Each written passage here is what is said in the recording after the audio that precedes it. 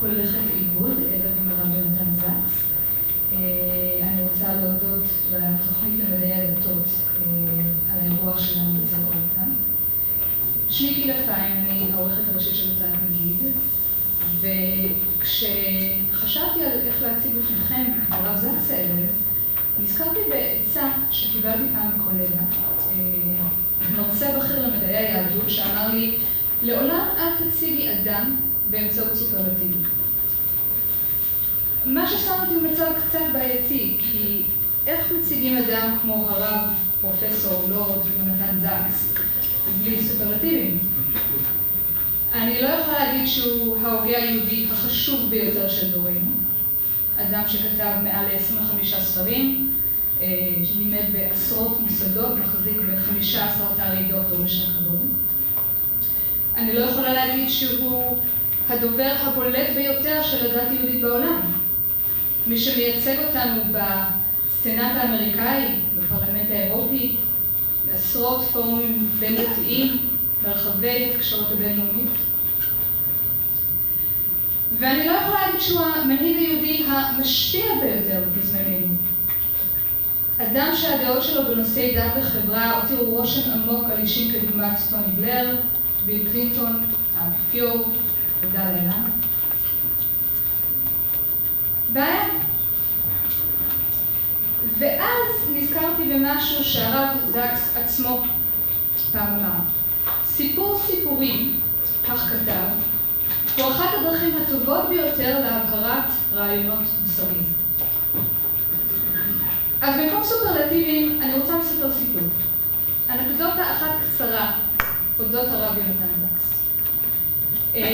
כמה חודשים אחרי שהתחלתי לעבוד בהוצאת מגיד, קיבלתי אימייל ממישהי בארצות הברית, נקרא לה לצורך העניין לורה, ובתרגום חופשי המייל הלך בערך כך.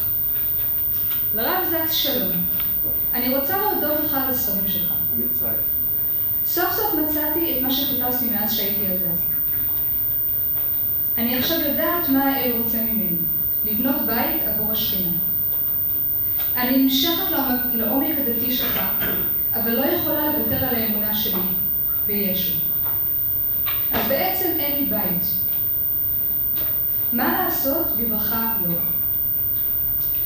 אז לא התכוונתי להתמודד עם מייל כזה בעצמי, אני העברתי אותו הלאה ללשכה של הרב, ולאחר כמה ימים קיבלתי את התשובה הבאה. לא יקרה. הנצרות עבורך היא מה שהיהדות היא עבורי. אז לכל אחד מאיתנו יש דרך. שהאל יברך אותך, ושבזכות האמונה שלך תהי את ברכה עבור אחרים, בברכת כל טוב יונתן זקס. וזה, אם תרצו, כל מה שאתם באמת צריכים לדעת, אודות הרב יונתן זקס. הוא אדם שמדבר לאנשי כל העולם, ועושה זאת בשפה שהיא מתחילתה ועד סופה יהודית. התלמוד במסכת ברכות אומר, בשעת המכניסים פזר. בשעה שרבנים מתכנסים בדלת אמות של הלכה, הרב זקס מפזר. הוא יוצא אל העולם ומספר את סיפורה של היהדות. בשעה שהוגים מנסים להוכיח שהיהדות היא דרך האמת, והיהודים הם הצודקים, מבקש הרב זקס בצניעות וללא כל התנשאות להסביר כיצד היהדות יכולה לתרום לקידומה המוסרי של האנושות. ובשעה שהדת בכלל והדת היהודית בפרט מותקפות כמקור לכל חולי ולכל עוולה, מראה הרב זקס כיצד חוכמת ישראל טומנת בחובה את המענה לאתגרים הגדולים ביותר של המאה ה-21. רב תרבותיות, צדק חברתי, אלימות דתית, ניהליזם. השאלות שלהן גלובליות, התשובות יהודיות במובהק. הרב זקס היום הוא הדובר המקורי והרהוט ביותר של הדת היהודית. הנושא את דבריו בגאון, בגאווה, וללא שמץ של תחושת לאומית. ומכיוון שנפלתי חזרה לשימוש בסופרלטיבים, וכנראה שבמקרה הזה זה בלתי נמנע, אני אעצור כאן ואני אזמין את שני הדוברים שלנו לערב, הרב יונתן זקס, ובין השיח שלו דוקטור תומר פרסיקו. בבקשה.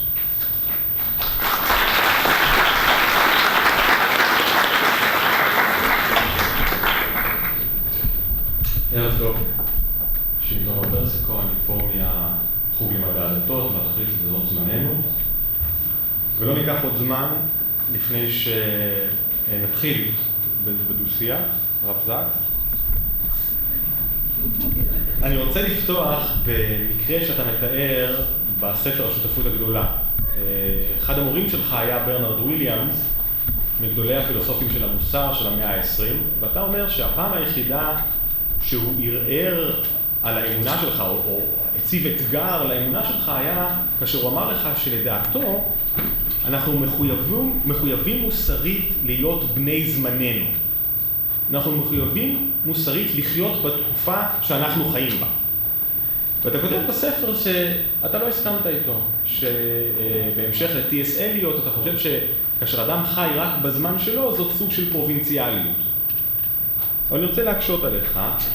אנחנו נדבר הערב הרבה על היחס בין הדת למודרנה, ופה אולי אפשר להתחיל בנקודה מאוד מרכזית. האם באמת, זאת אומרת, גם אם אנחנו מקבלים את זה שבוודאי העבר משפיע עלינו, הן מבחינת הידע, הן מבחינת הערכים שלנו, אבל האם באמת אין לנו איזושהי חובה לחיות היום ולהתמודד עם כל האתגרים שהתקופה הזאת מציבה בפנינו, לא להסתגר בפניהם, לא לאטום את עצמנו בפניהם, להיות אנשי העולם העכשווי כפי שהוא. האם אין זו איזושהי קריאה שמוצבת לפנינו?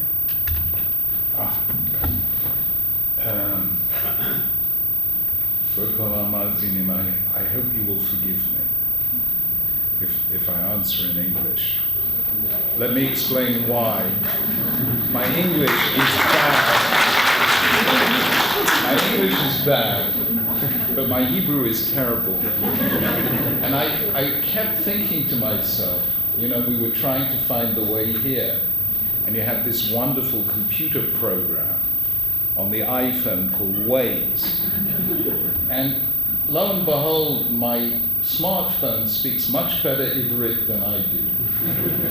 And I was wondering until today how come, for what reason Hashem made me so terrible at speaking Ivrit.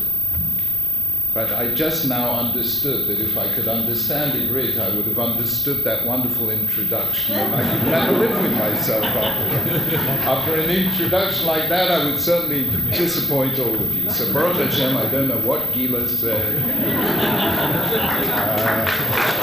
Just ignore. But Tomer, you repeated a question that my atheist professor asked me. Do we have a duty to live in our time? And I think we have a duty to live in our time, but not wholly of our time. The extraordinary thing about being a Jew is that we have 4,000 years of history and many more thousand years of hope. And the result is that we are in our time, but not of our time. And some of the worst mistakes humanity has ever made is thinking that we know it all and previous generations got it wrong. And every great catastrophe, like the 18th century, one of the greatest centuries in human history, but they thought everything could be explained by reason, and that emotion played no part. It's what Antonio Damasio calls Descartes' error. And in the 19th century, emotion came back with a vengeance in the form of nationalism and racism. Then in the 19th century, because of nationalism, they found an entirely new reason to hate Jews, the enlightened countries of Europe, because we are racially of this nation and you are not. Please don't think I want to criticize anyone. Really not. The only person that I like criticizing is me, nobody else. But in 1817, in Hamburg, in Germany, they built the first Reform Beit Knesset. They called it the Temple in Hamburg. And they wanted to be of their time. They said, we're modern, we're living in 19th century Germany. You know the one bit of Judaism that they thought was irrelevant, ancient, Shivat Zion. They took all references to Shivat Zion out of the Siddur, out of the Tefillot, and they called their Beit Knesset a temple to say we can build a temple in Hamburg. We don't need to build one in Jerusalem.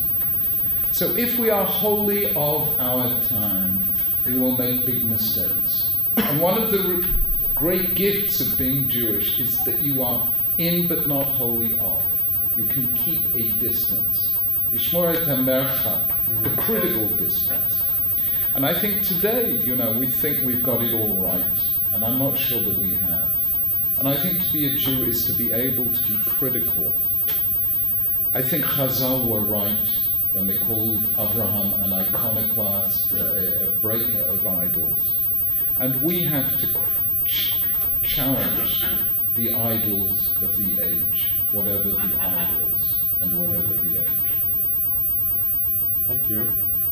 That was a terrible answer. Give me a better... לא, אני רוצה לחדד קצת את הנקודה ואולי לגשת לאחת הנקודות הקשות ביותר. זאת אומרת, אנחנו כולנו יודעים שבין המסורת היהודית לעולם המערבי היום יש נקודות מחלוקת ערכיות שונות. אנחנו מתייחסים היום בצורה שונה לגמרי להרבה מאוד דברים שבתנ"ך ובתלמוד מקבלים יחס שונה, למלחמה, לקניין, לעבדות, לנשים, לכל מיני ישויות שפיתחנו יחס שונה לגמרי כלפיהם במודרנה. אבל אני רוצה לגעת בנקודה אפילו יותר עמוקה לדעתי, והיא חוסר התאימות בתפיסת העצמי של היהדות ושל העולם המודרני המערבי.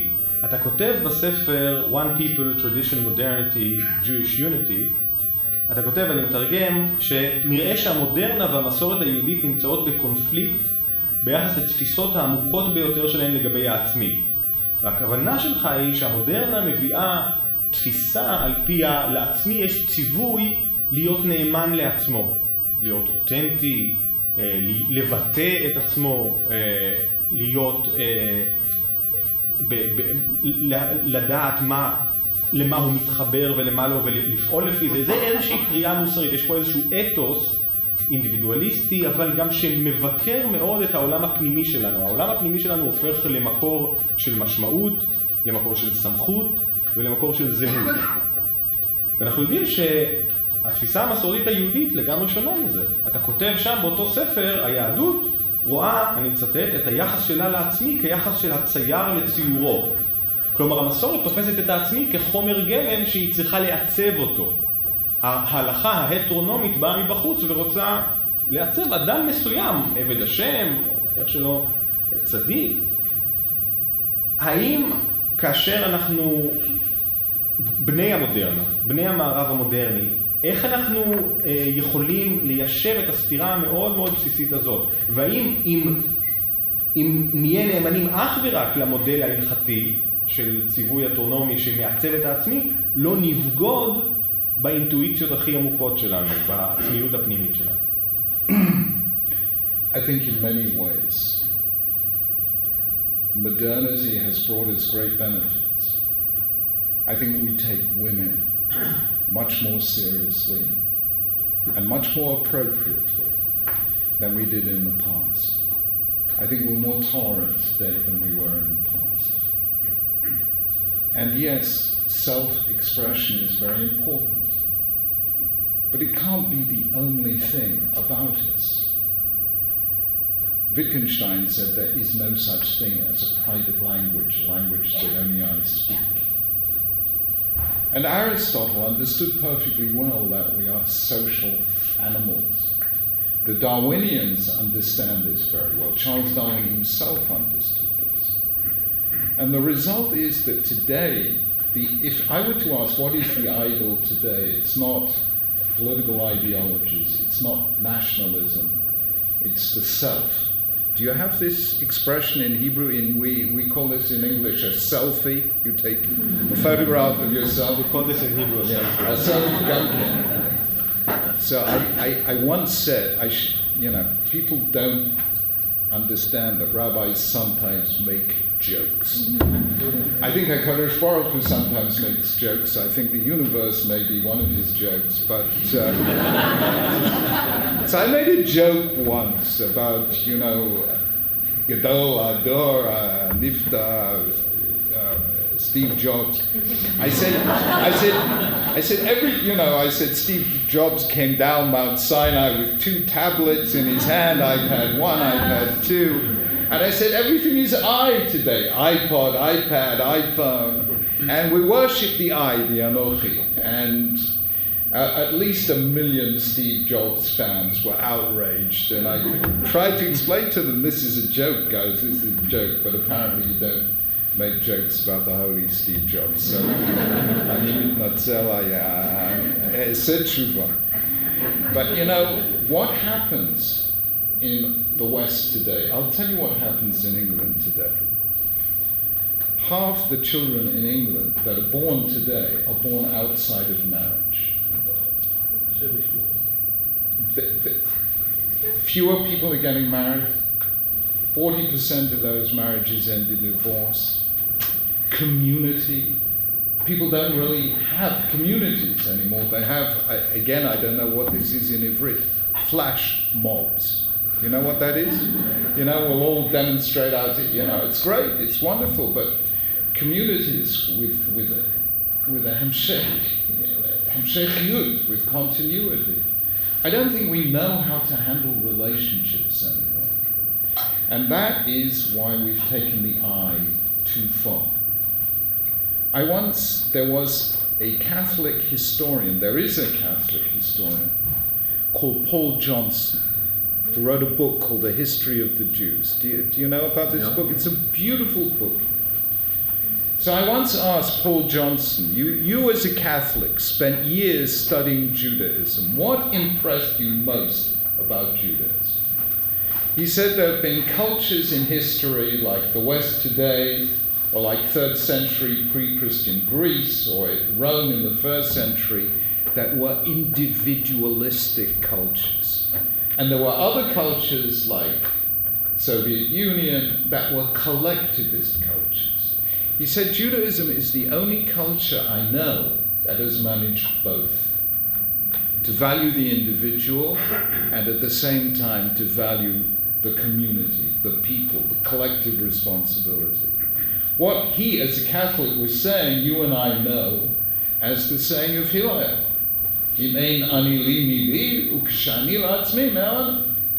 That ability of Judaism to say, Nefesh achat ka'olam maleh, that one life is of infinite value.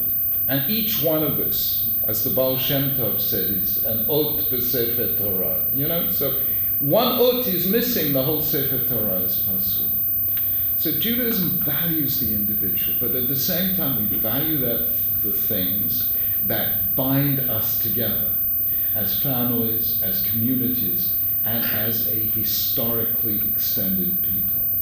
And that is the inner tension of the halakha. The halakha wants us to have our individual voice. Beit Shammai omrim kacha, Beit Hillel omrim kacha, kol ra'i, shivim panim laTorah, all the rest of it. The individual counts, but so do those collective ties. And today we find it very difficult to justify in secular terms those collective ties. Okay, we'll get to the secular justification, אנחנו נגיע לזה, אבל אני רוצה בכל זאת להקשות עליך ולהפוך את זה ליותר קונקרטי. דיברת על נישואים, על העובדה שמוסד הנישואים במערב הוא במשבר. הוא במשבר, אני חושב, גם בגלל שמה שחשוב היום בנישואים הוא הרגש. או כל המוסד הזה נשען על רגשותיהם של בני הזוג. הזוגיות הופכת למין תיבת תהודה רגשית. בעצם זה העיקר. מצד שני, you're not proposing שנחזור לנישואי שידוכים, כאשר שם מה שהיה חשוב זה המעמד והדת והעדה מבחינה כלכלית הסידור והעמדת צאצאים, יורשים וכולי וכולי. הרי הרעיון שאנחנו בזמן הזה מישהו ישדך אותנו ויקבע בשבילנו עם מי להתחתן, הוא בשביל רובנו כמעט מפלצתי. זאת אומרת, אנחנו רוצים, הפנימיות העמוקה ביותר שלנו מתעקשת להתאהב, לבחור בעצמה את בן או בת הזוג שלה, להרגיש שזה זה, וכל הקלישאות האלה. איך אפשר ליישב את שני הדברים האלה? מצד אחד, שוב, המוסד במשבר, הזוגיות, הרבה נישואים מתפרקים, מצד שני, הרי, שוב, זה... There was this great moment, forgive me, Fiddler on the Roof, you remember? One of Tevye's daughters gets married because of love. And then Tevye's wife asked Tevye, do you love me? You know, and he says, we've been married 25 years and now you want to know, do I love you? You know, that's the Jane Austen moment in Judaism. You know, although in Jane Austen, you know, love was secondary. It was how much private income you had. That was the real thing that counted. Today the challenge is of marriage, as it always was, as in Shir HaShirim it was, can I liberate myself from the prison of the self so that you count more for me than I count for myself? And that is a classic definition of love which transcends traditional love, contemporary love. I mean, you know, this is, Shir HaShirim is a passionate document. I don't think the lover and the beloved, the Kol Dodi Dofek, were brought together by a shadchan. You know, these were not Belzer Hasidim, the lover and beloved in Shir HaShirim. So, you know, Judaism believes in the importance of love as a feeling, but love is a feeling that is not self-centered. Love is a feeling that is other-centered. I mean, you know, I mean, that's passionate language. That is the language of passion. And I think Judaism knows this passion. It respects this passion. למה, אם ככה, ההומניזם המערבי, המודרני, לא מספק כמסגרת שיכולה לקיים חברה משגשגת? אתה כותב בשותפות הגדולה, בלי דת לא נוכל לקיים את מושג כבוד האדם. למה לא? ההומניזם מתרכז בכבוד האדם. הוא מבטא את כבוד האדם, הוא בונה על כבוד האדם. Toma, you know what, you have nicer humanists in Israel than we have in England. Because in England, what do they say? We share 98% of our genes with the primates, with the chimpanzees and the bonobos. That we are, that the human mind, the self, is no more than a bunch of brain cells and electrical impulses in the brain. The universe came into existence for no conceivable reason, and one day, many billions of years from now, it will cease to be for no conceivable reason. And we are no more than a collection of selfish genes. That does not seem to me to be the basis of human dignity. I think the statement in Bereshit Aleph that Na'aseh Adam b'Tzalmeinu kidmutenu is the most important sentence uttered in the whole history of Western civilization. And I don't think anyone called John F. Kennedy a biblical fundamentalist when he said in his inaugural address, he spoke about the same revolutionary beliefs for which our forebears fought, that the rights of man come not from the generosity of the state, but from the hand of God. When God implants his image on each of us, that gives us a non-negotiable, unconditional human dignity. And I don't mind any secular humanism built on that biblical foundation, but take that away and just have biology and neuroscience, you will not create an adequate account of human dignity. I actually agree. Let's have a big discussion. But again, let's have an argument. But I will, אני גם פה אקשה עליך. כבוד האדם. נגיד שאנחנו סומכים על נעשה אדם בצלמנו כדמותנו. זה נקודת הבסיס. איך שהתפתח שיח כבוד האדם במערב היום, שוב מפנה את תשומת הלב לפנימיות שלנו. הכבוד שלי, הדיגניטי שלי, לא ההונור שלי, תלוי בזה שאנשים יכבדו את מי שאני באמת, שיאשרו את קיומי, שיכירו בי, have to be acknowledged וכו'. המסורת היהודית לפעמים אומרת לי, אני צריך להתכחש לפנימיות שלי. למשל, אם הפנימיות שלי כוללת נטייה מינית, שאיננה כשרה על פי המסורת. אני צריך עכשיו להתכחש למה שבשבילי הוא מקור הכבוד העצמי שלי, למה שאני רוצה שאחרים יכירו בי כמשהו מאוד מאוד שקשור לזהות שלי, שהוא מאוד מאוד כמובן משמעותי בשבילי. איך אנחנו מיישבים את הסתירה הזאת? פה לכאורה המסורת דווקא הולכת נגד כבוד האדם. Look, you ask a really difficult question. Let me tell you this, you cannot translate Judaism into the culture of today, or any other culture, 19th century, 22nd century, doesn't matter. You can't translate without remainder. Something will be untranslated. And today this has a great deal to do with sexual orientation. The Rambam says that halakha, because it's general, does not take into account individual exceptions. He says in the Moreh HaNevuchim that the halakha, will not be perfect for every individual. And therefore I have to realize when somebody comes to me and says, I cannot agree with the basis of the sexual ethics of Judaism. I can't agree with him, but I have to understand and respect and have compassion.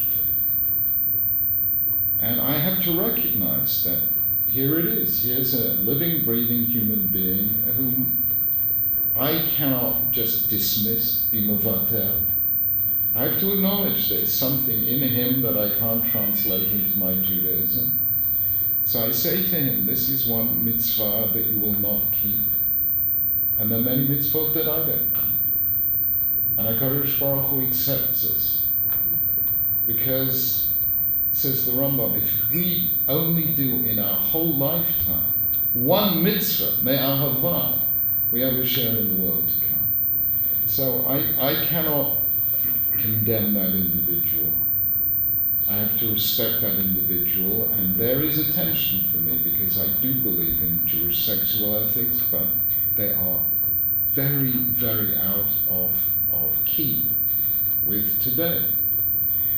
And what we've arrived at in the West actually is a very interesting situation, because if you look not only at same-sex relationships, but about abortion and euthanasia, what they call in England assisted dying, we have in the West moved back to the ethic of ancient Greece. Ancient Greece believed in abortion, it believed even in infanticide. The story of Oedipus begins with an attempted infanticide.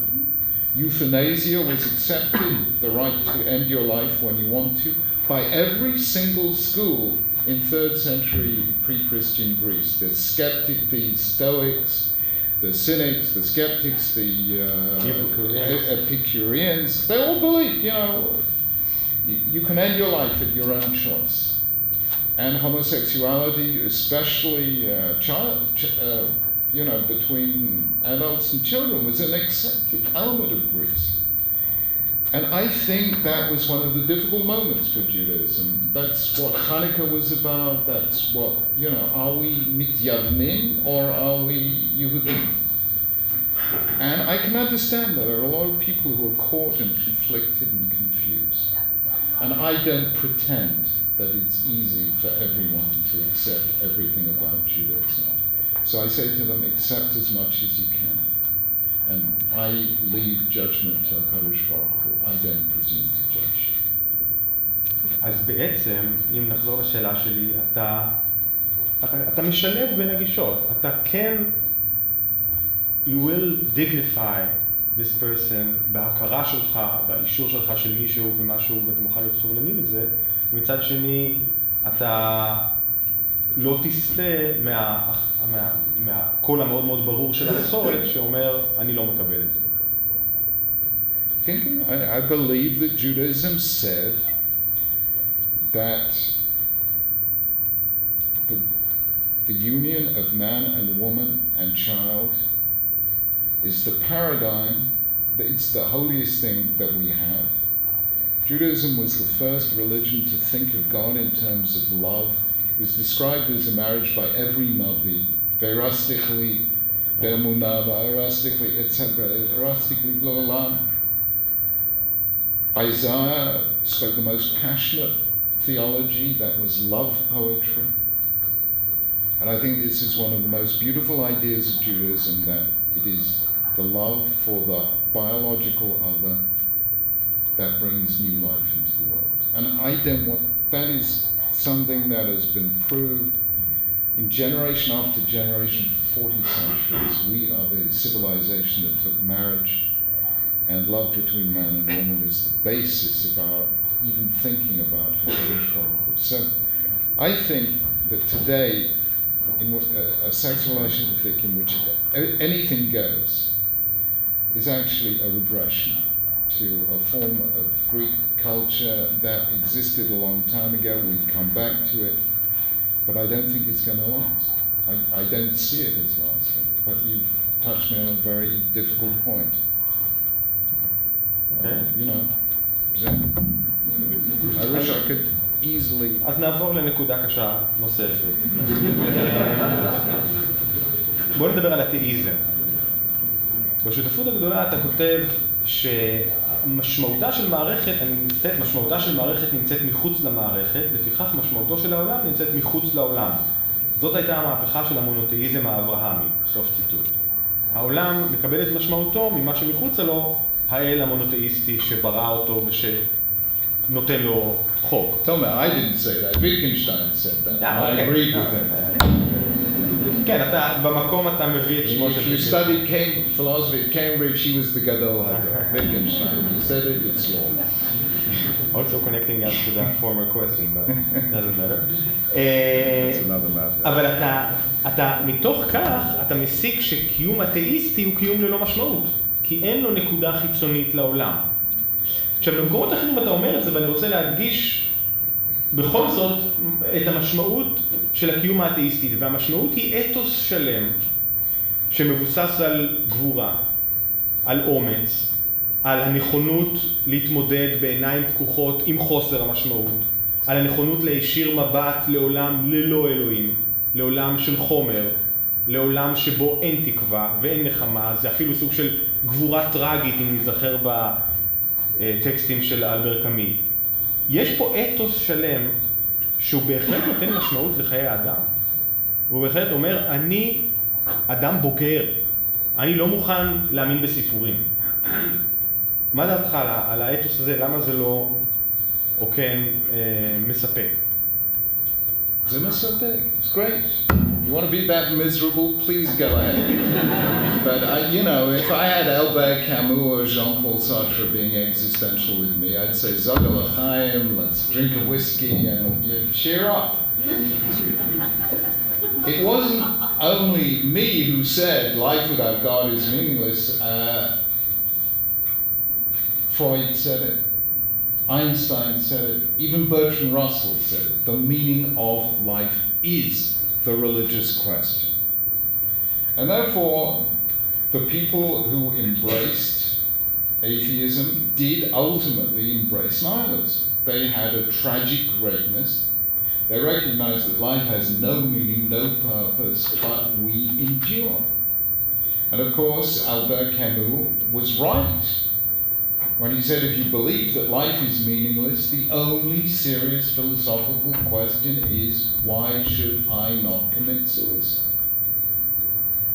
And that is a valid form of life. I knew this. Bernard Williams, my philosophy supervisor, was an atheist, who was a Nietzschean, who believed profoundly in the tragic sense of life.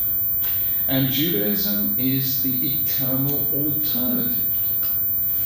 It's saying, yes, this world is not meaningless. This world exists because somebody created it in love and forgiveness and asks us to love and forgive others.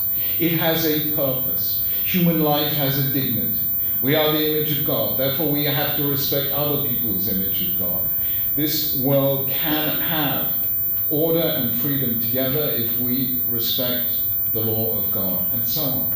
I think Judaism has been the eternal alternative to the tragic sense of life. I call Judaism the principled rejection of tragedy in the name of hope. And those are the alternatives. Ancient Greece, ancient Israel, put those alternatives before Western civilization. They still are the great alternatives. Can I believe that life has no purpose whatsoever and still live a moral life? Yes.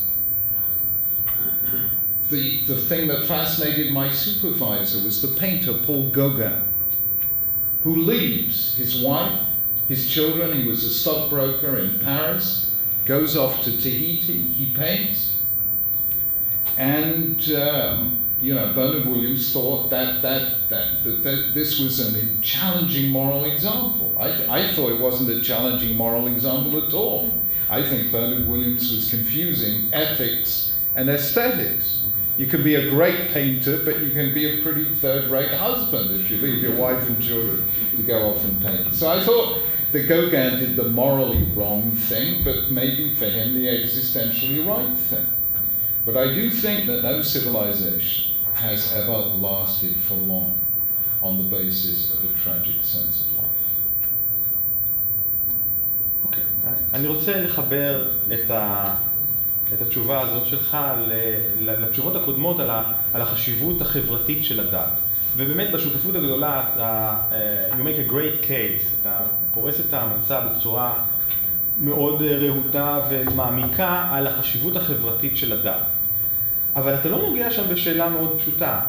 מה לגבי אנשים שעם כל השכנוע שהם יכולים לשאוב מזה מקריאת הספר, אוקיי, זה חשוב, הם לא מאמינים.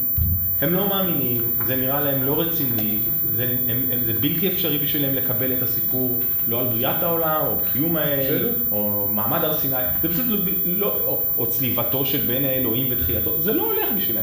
מה אתה יכול להגיד לאנשים האלה על כל היתרונות של הדת שלכאורה קיימים? מה תגיד?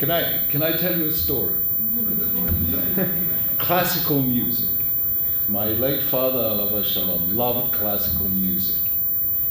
He wanted me to like classical music. I hated it.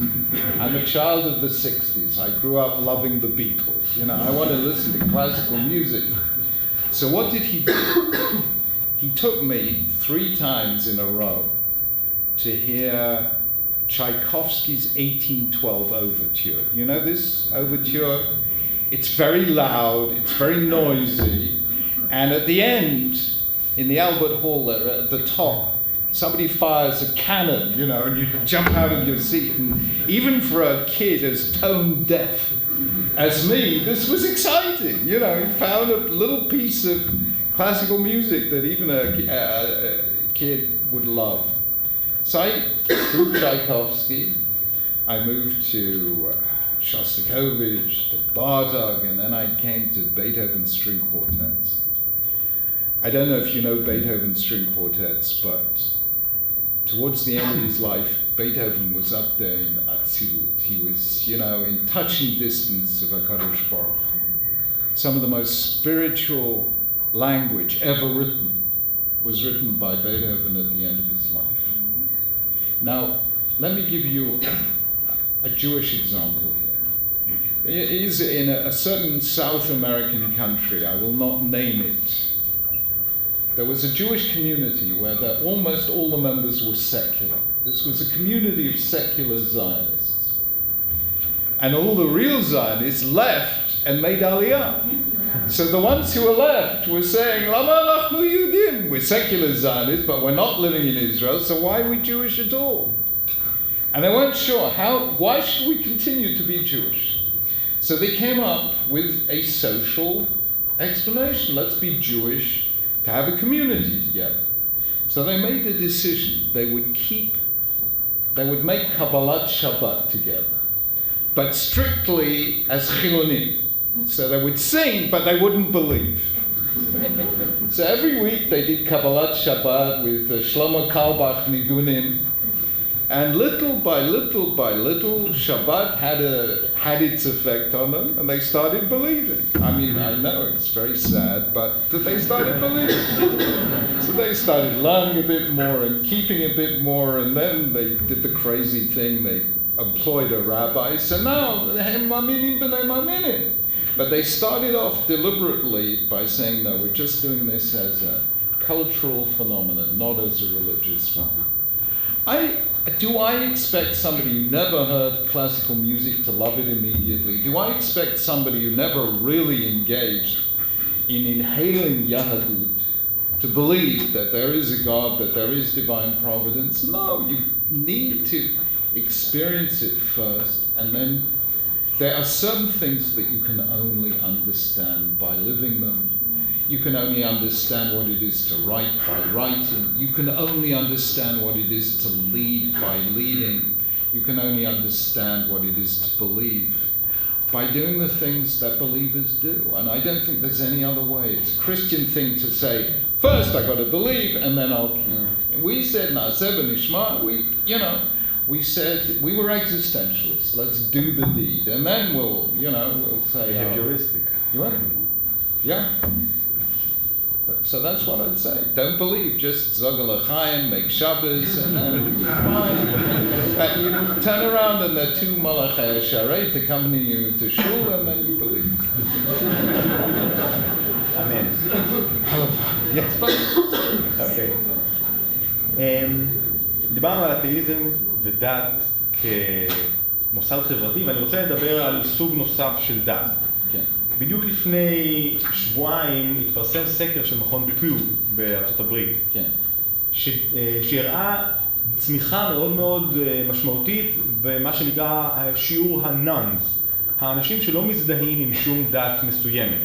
למעשה זאת הקבוצה, נכון להיום, השנייה בגודלה בארצות הברית מבחינת ההזדהות הדתית, כלומר אלה שלא מזדהים הם היום סביבות ה-23%, ונמצאים מעליהם רק האבנגליסטים הנוצרים, שהם בסביבות 25% משיעור אזרחי ארצות הברית.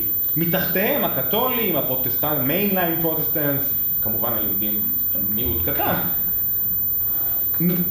ואנחנו יודעים שגם בבריטניה, גם במדינות מערביות אחרות, אותם אנשים שהם לפעמים קוראים לעצמם spiritual but not religious, כן? הם רוחניים, הם לא דתיים, הולכים וצומחים.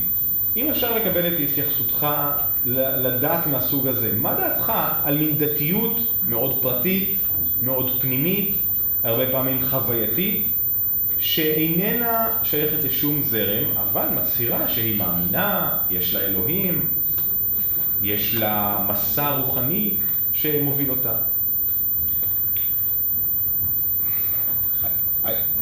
First of all, this testifies to the fact that we, as religious leaders, Jewish, Christian, otherwise, have not done a very good job.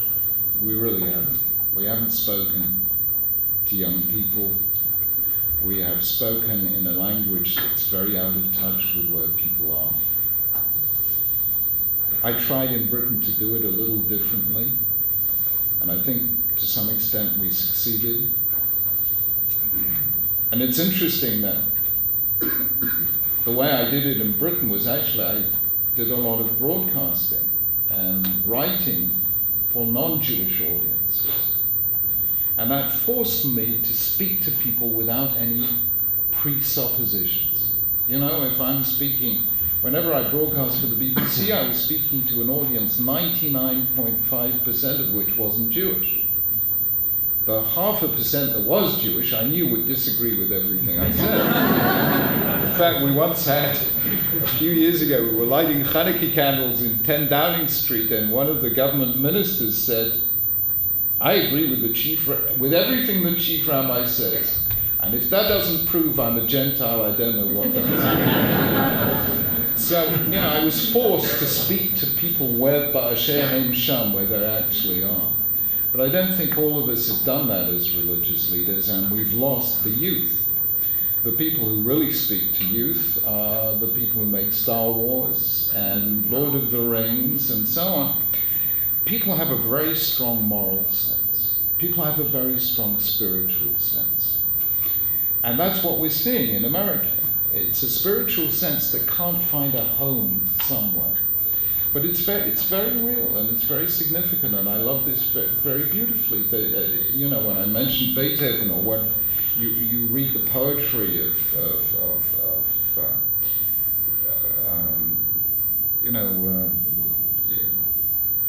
I think there are artistic expressions, because the human soul is such that we strive to touch, that it is beyond us, something that Wordsworth spoke about when he encountered nature. And I think this is a human universal, that there is something within us. What does Kohelet say? You planted eternity within us. There is something within us that has immortal longings. So you're finding now this spiritual sense a little bit in Galut. It hasn't found its home yet. But I think it's real, and I welcome it, and sometimes we can share this spirituality through music. In fact, I think the best ways of being religious are through music and through food. And a little bit of alcohol sometimes works. They do things that theology certainly doesn't. If I wanted to persuade somebody that God exists, I'd zogel l'chaim over a glass of vodka. I wouldn't get him to read the Guide for the Perplexed. Much though I love the Guide for the Perplexed, I think that spirit, soul speaks to soul, and I think that's young people are seeking that. And I think as a rabbinate we have collectively failed young people, I have to say. I'm sorry about that. אוקיי. אני רוצה לדבר קצת על פונדמנטליזם. עוד בשותפות הגדולה אתה כותב אני מצטט, פוליטיקה משיחית מוליכה תמיד לאסון. עכשיו, אני רוצה להתחיל, כשאני מדבר על פונדמנטליזם, דווקא לאתגר אותך. ולא לדבר על חטאיהם של אחרים. אתה כותב שפוליטיקה משיחית מוליכה תמיד לאסון, וזאת בגלל, אני שוב מצטט, פוליטיקה משיחית היא הניסיון להביא את קץ הזמנים בתוך הזמן. יחד עם זה, אנחנו יודעים שהרעיון המשיחי היהודי, הקלאסי, הוא רעיון פוליטי. המשיח הוא מלך, בן דוד, שמשליט את ריבונותו על ארץ ישראל, ארץ הקודש, בונה מקדש, זה משהו קולקטיבי, פוליטי, הוא מביא את קץ הזמן בתוך הזמן, ברגע שהוא פשוט בונה את ממלכתו.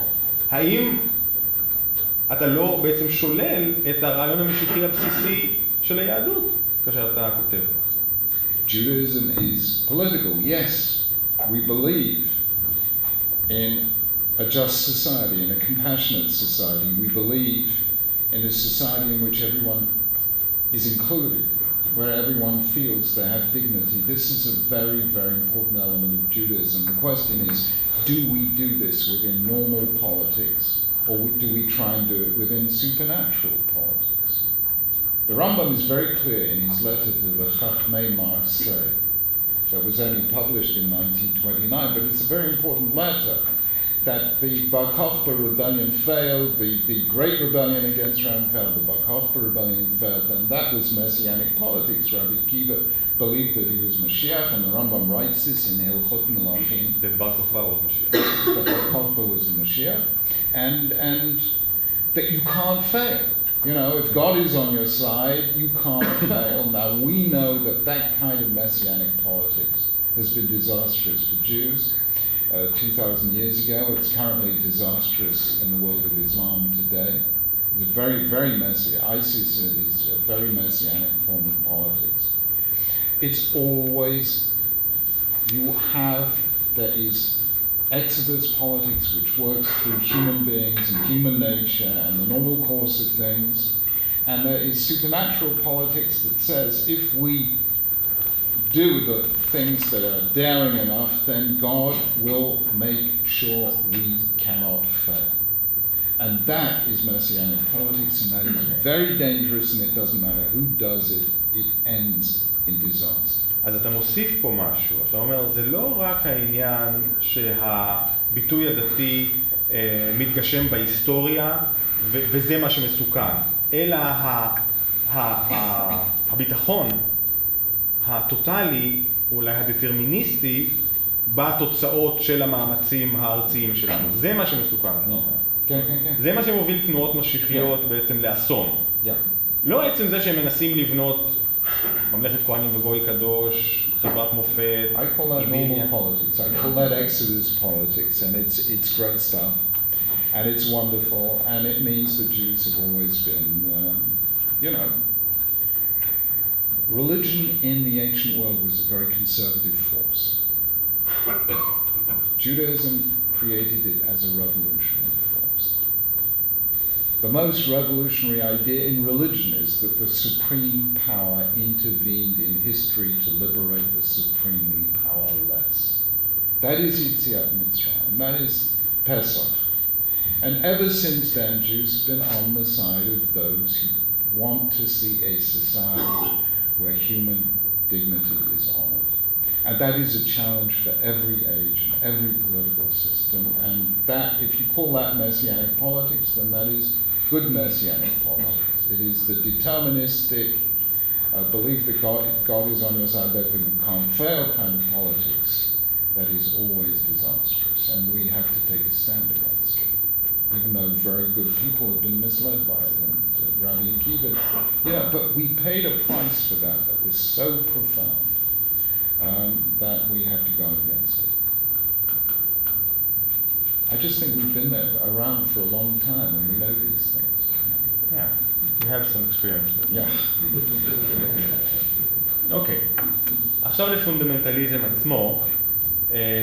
בספר שלך שיוצא ממש שבוע הבא, Not in God's Name, שקיבלתי הצצה מוקדמת לתוכנו, אתה מדבר על פונדמנטליזם דתי, ואתה מסביר את האלימות הדתית על ידי הצבתה על 3 רגליים. ראשית, אתה מציג את המושג, שאני חושב שהוא ממש מבריק, altruistic evil. רשע אלטרואיסטי הוא רשע שהאדם מקריב את עצמו למענו, האדם עושה אותו ללא כל טובת הנאה עצמית, וכמובן שהדוגמה הפשוטה היא מחבלים מתאבדים. הם מקריבים את עצמם, אבל זה רשע. זה צד אחד, זה רגל אחת שהפונדמנטליזם עומד עליה. הרגל השנייה היא דה-הומניזציה של הזולת. והרגל השלישית היא התקרבנות, ראיית הצד שלנו כקורבן תמידי. ואתה אומר ששלושת הרגליים האלה מביאים למצב ששני הצדדים בהם הופכים מבני אדם בעצם לאמצעים. זאת אומרת, גם הצד השני כמובן עובר דה-הומניזציה שמאפשרת לנו לעשות איתו מה שאנחנו רוצים בלי נקיפות מצפון, וגם הצד שלנו עובר דה-הומניזציה, כי גם אנחנו, הצד הפונדמנטליסטי אני מתכוון, מתחיל לראות את עצמו כאמצעי, אולי אפילו אמצעי של האל, אבל בהחלט לא מטרה בפני עצמה. אתה כותב ככה: The 17th century was the dawn of an age of secularization.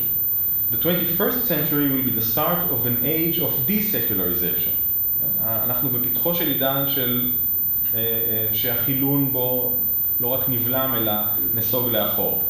ואתה כותב, If we do not do the theological work, we will face a continuation of the terror that has marked our century thus far, for it has no other natural end. כלומר, אנחנו צריכים עכשיו לעשות את העבודה התיאולוגית שאולי תפרש מחדש את כתבי הקודש כך שהם לא יאפשרו לשלושת הרגליים האלה של הפונדמנטליזם לצמוח מתוכן.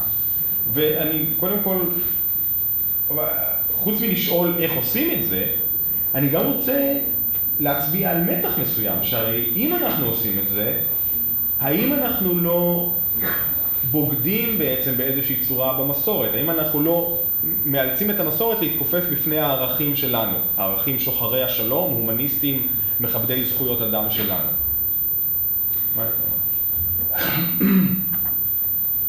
We have seen the growth of religiously motivated violence since 9/11.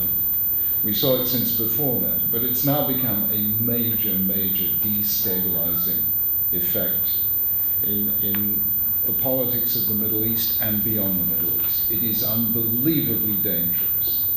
And we know that is a problem within Islam that Islam is going to have to work through itself. The question is, can we, who stand outside this, do anything? And I think we can do something, and we must do something. We have to say, at the very least, that Jews, Christians, and Muslims all see ourselves as children of Avraham Avinu, in one way or another. We all know, we all tell the same stories that are told in Sefer Bereshit. And there are very fundamental values there, which we as Jews, and I hope, I pray, Christians and Muslims will join us in saying, we have read these texts many times, but never until now have we realized how important those texts really are. And let's go back to them. So let me put it very, very simply. One of the most striking things about Sefer Bereshit, I don't talk about this so much in the book, but I want to make it clear now, is that in Bereshit God makes two covenants. One with Noah, and through him with Kol Bnei Adam, and one with Avram, and through him with us, his children. That is telling us, biblically, and you don't have to be 21st century to say this, it is there in the text, that our shared humanity precedes our religious differences. And therefore the differences between us should not allow us to deny one another's humanity. Now, in order to say this, I think Jews are going to have to stand up and say to Christians and to Muslims, Chevra, we are part of the same broad family of faith. We have caused ourselves many, many tears in the past. The number of human sacrifices offered on the altar of religious belief in the past has been immense. Let us stop thinking about that past and start trying to create a future for our grandchildren not yet born. And to do so, let us go back to those texts and say, what is God asking of us now? When we have the possibility to create destruction on a scale that no humanity ever imagined beforehand. And can we hear God calling to us? And I believe we can. I think he is telling us, please read one more time, Bereshit 1, that every human being is in my image, God is saying to us. Even if he's not in your image. Even if his language is not mine, his religion is not mine, his color, his culture, his creed are not mine, nonetheless he's B'Tselem Elokim. HaKadosh Baruch Hu says to Noah in chapter 9 verse 6 of Sefer Bereshit, Shofech dam ha'adam ba'adam damo yishafei ki B'Tselem Elokim asa et ha'adam. That is categorical. That's before there was a Judaism, before there was an Avraham Avinu.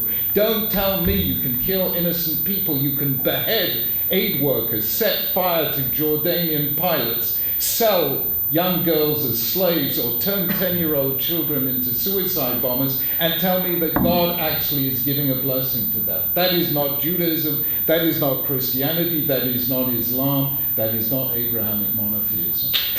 And if we have not got the courage to stand up together of all faiths and defend the sanctity of life, and defend a religion that brings us together in peace instead of destroying one another in war, then I don't know that we have a right to consider ourselves religious at all. God is Shrein Gewalt, Kol Dodi Dofei. Stop destroying the world in my name. And I think we should have that courage to say that to our Muslim friends and stand along with our Christian friends, because right now, anti-Semitism has returned to the world. It is scaring every Jew in Europe and beginning to scare every Jew in America. Christians are being eliminated in one country after the other of the Middle East. And 90% of the victims of Islamist violence are Muslims. So if we cannot stand together on this, we cannot stand together on anything. And the time has come to say, in the name of God, that those who commit violence are not doing so in his name or in ours.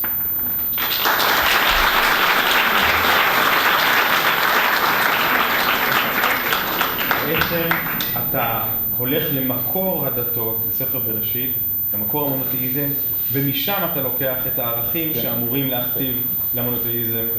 זה הצד השווה ביניהם, כן. בין נוצרים, בין מוסלמים, בין יהודים, ספר בראשית.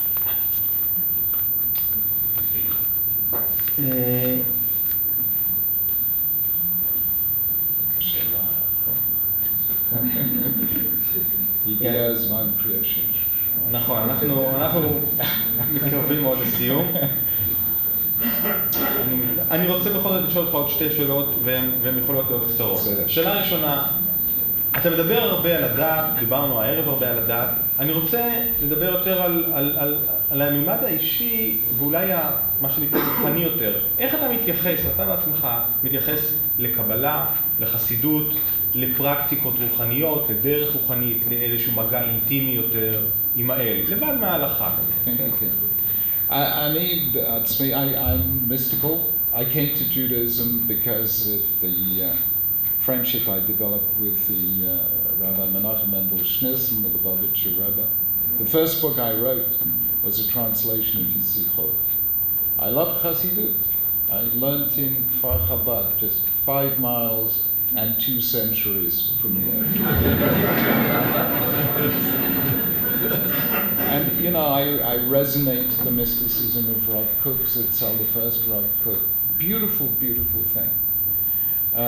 But at the same time, you know, that's very private and personal, and I think we each have our differences. It's very interesting. If you look at Sefer Shemot, 3 times the Jewish people say yes to the covenant with Hashem. And first time they say, Vayanu kol yachdav kol yomar Hashem naaseh. The second time in Shemot chapter 24, they say, what is it? Kol echad. Vayan kolam kol echad, as if with one voice, whatever God says naaseh. And then in the end it says, what Hashem says naaseh v'nishma, but there's no kol ha'am and there's no kol echad. In other words, what we all agree on is the naaseh. What is different from for each of us is the nishma. Yeah? So some are mystical, some are rationalistic. The explanations we give, the things that resonate, the music that we love, the music of Judaism, whether it is the Rambam or it's the Baal Shem Tov or it's the Arizal, for each one it's individual. I personally love Jewish mysticism, and I love other expressions of spirituality like music and like poetry. Yeah. Okay. זה תרגיל של פיקוד העורף, נא לא להיבהל. Are you sure that wasn't HaKadosh Baruch Hu objecting to that? Okay, last question. Last question. אני רוצה לשאול אותך על מדינת ישראל. אני רוצה לשאול אותך על חשיבותה של מדינת ישראל לדעתך. לא מבחינה פיזית כמגנה על היהודים פשוט כדי שהם יוכלו לחיות כמובן, אלא מבחינה תרבותית ומבחינה דתית. מה החשיבות של מדינת ישראל מבחינה דתית ליהדות, החשיבות של מדינה עצמאית מבחינה דתית ותרבותית ליהדות היום? איך תיראה הצלחה של מדינת ישראל מבחינתך בתרומה שלה לתרבות ולדת היהודית, ואיך ייראה כישלון של מדינת ישראל שלא הצליחה לעמוד בציפיות שאתה מקווה לעם היהודי, לדת היהודית ולתרבות היהודית? Let me tell you very simply. You open the Torah. What do you read? The Torah is not a code for the salvation of the soul. It is not a mystical journey into nirvana or into Atzilut. It is a blueprint, a plan for the construction of a society. A society that respects human dignity, human freedom, justice, and compassion. Tzedek, Mishpat, Chesed, V'rachamim. Social justice. Jews have lived everywhere in the world. Wherever you go, you know, you'll find Jews, right? Wherever you go. If you go somewhere to really escape from all other Jews, you will meet all the other Jews who've gone there to escape from all the other. So we have been everywhere, and we've known the heights, we've known the depths, success, persecution, wealth, poverty. Nowhere in all the world, except in Israel, did we ever have the chance to do what HaKadosh Baruch Hu wants from us, to construct a society that would honor the humans he created in his image, a society that recognizes HaKadosh Baruch Hu as Ein Lanu Melech Ela Ata. So Judaism lives and breathes in Eretz Yisrael, in Medinat Yisrael. In Chutz La'aretz, though I love Chutz La'aretz and I'm a chutznik to the nth degree, we have only a shadow's shadow of Judaism. It's something that exists in shul, in school, in home. In Israel exists in the Reshut HaRabim, in the Aviv. It exists even in Tel Aviv. Let me tell you something. The most secular Jew in Tel Aviv is Ma'amin, B'nai Ma'aminim. Everything in Tel Aviv is holy. The air is holy. The language is holy. The arguments are holy. You know, everything in Israel speaks Kedusha. The language. I mean, you know what I mean? Forgive me, my Hebrew is so terrible, and I have a great problem here, especially in Tel Aviv, because my Hebrew is biblical Hebrew, not modern Hebrew. So I was once walking on the beach in Tel Aviv with my wife Elaine, and there's a big sign, Ein Matzil. So I said to Elaine, Ein Matzil, there is no savior. I said, I know Tel Aviv is secular, but to write on the beach, Ein Matzil, and then I realized, no lifeguard. In Judaism, in Israel, the land is holy, the landscape is holy, the language is holy, the people are holy, the taxi drivers, the prime ministers. אבל זה לא מספיק. מה החזון? זה לא מספיק שכולם קדושים כפי שהם. כי אתה אומר שהם צריכים גם לכבד את הקדושה שבכל אדם אחר. 100%. And that is why there's still work to do.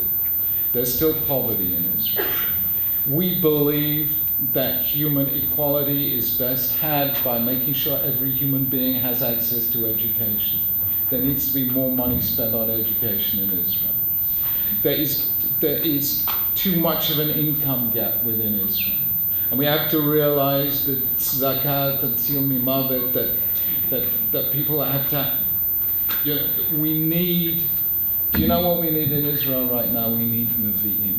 Nevi'im u nevi'ot. We need an Amos, we need a Hosea, we need a Yirmiyahu, we need a Yeshayahu Hanavi. And Toma, you're the next best thing, so it'll have to be you and others like you. But I say to you that Israel, the Jewish people, is the circumference of a circle whose center is Israel. And I love everything about this country. And I hope to join you in Rabbi Amenu. I still have a little work to do in Chutz La'aretz. And I tell you that when you read the press of the world and you see Israel criticized for so many things, well, the truth is we're a very self-critical bunch, so there's nothing anyone else says about us that we haven't already said about ourselves. And sometimes justly. And sometimes justly, because Adam in Tzadik Ba'aretz and we know how fallible we are and how long the road still is. But never let the fact that the world is critical of Israel ever lead you or any other Jew anywhere in the world to say anything other than Israel is Chayenu v'orech Yameinu, Merkaz Chayenu, Habayit HaYechidi Shelanu, Shel Kol Yehudi v'Yehudiya B'chol Makom Sheba'olam. This is the only place that we have ever called home. And I am proud, humbly proud, of everything Israel has achieved, economically, medically, artistically, and humanly. It is a great country in a very difficult part of the world. And I salute you, and I say I'm humbly proud to be in your midst this evening. Thank you very much.